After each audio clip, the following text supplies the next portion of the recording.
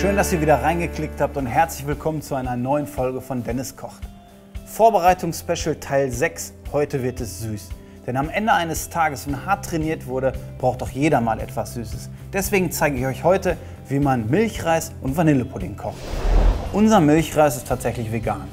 Deswegen haben wir uns dazu entschieden, den Milchreis auf einer Kokosbasis zu machen, die man am Ende aber gar nicht mehr so richtig wahrnimmt. Dafür nehme ich Kokosmilch und ich verdünne diese Kokosmilch zum selben Teil mit Wasser. Wenn man nun zu der Milch etwas Salz hinzugibt, nimmt man die Kokosnote fast gar nicht mehr wahr. Wichtig beim Milchreis ist, dass man den Reis direkt ins kochende Wasser gibt. Denn dadurch setzt er sich nicht direkt unten an und kann nicht so schnell anbrennen.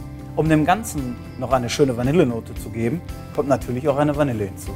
Dafür nehme ich eine Vanilleschote, die schneide ich längs auf und dann kann man wunderbar mit dem Messer das Mark herauskratzen.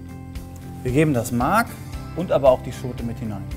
Das Ganze müssen wir natürlich auch ein bisschen süßen und das am besten von Anfang an, damit sich der Zucker schön in der Kokosmilch mit auflöst. Wir verwenden ausschließlich braunen Zucker, weil der nicht raffiniert wurde und so auch noch ein paar Mineralstoffe hat, zusätzlich zu der Süße.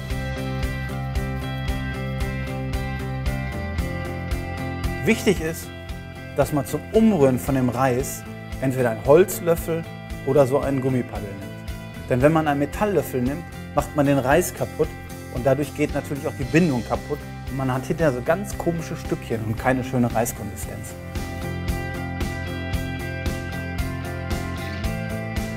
Wenn die Milch anfängt zu kochen, geben wir unseren Reis dazu.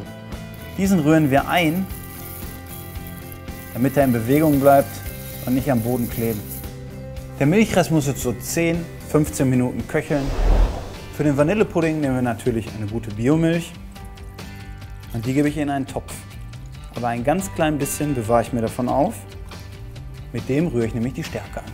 Die Milch muss aufgekocht werden und dazu kommt eine Vanillestange und etwas Zucker. Diesmal nehme ich aber nur das Mark. Die Milch benutze ich jetzt, um darin die Speisestärke aufzulösen, damit sie hinterher keine Klumpen hat. So kann ich die Speisestärke erstmal ganz entspannt in der kalten Milch glatt rühren. Die Bindung im Vanillepudding entsteht durch zwei Zutaten. A, die Speisestärke und B, das Eigelb. Das Eigelb ist darüber hinaus noch dafür verantwortlich, dass der Vanillepudding eine schöne gelbe Farbe bekommt. Da ich jetzt nur das Eigelb benötige, muss ich die Eier natürlich trennen. Die Milch hat fast den Siedepunkt erreicht. Jetzt geben wir noch etwas Zucker hinzu, um das Ganze zu süßen. Die kochende Milch geben wir jetzt unsere Speisestärke.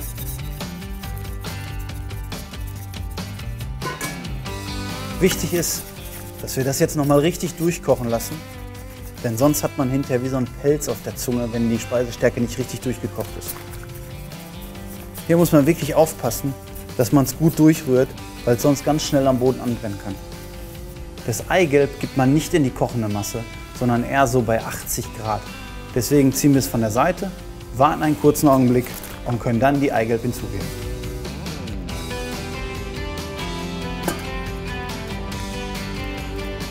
Das lassen wir jetzt einen kleinen Moment abkühlen und schauen mal, wie weit der Milchreis ist. Bei dem Milchreis müssen wir jetzt nur noch die Vanilleschote rausnehmen, denn die macht beim Essen definitiv keinen Spaß. Oben auf dem Milchreis machen wir noch ein bisschen Zimtzucker. Das kann man wunderbar über den Milchreis geben. Den Vanillepudding noch einmal durchrühren. Wenn man den Vanillepudding direkt warm portioniert in Schüsselchen, kann man entweder eine Klarsichtfolie drauf machen oder man streut ein bisschen Zucker drauf, dann bildet der Vanillepudding keine Haut. So muss der Vanillepudding sein. Ist löffelfest, perfekte Konsistenz. Auf den Vanillepudding gebe ich noch ein paar Erdbeeren. Das ist bei uns der Klassiker.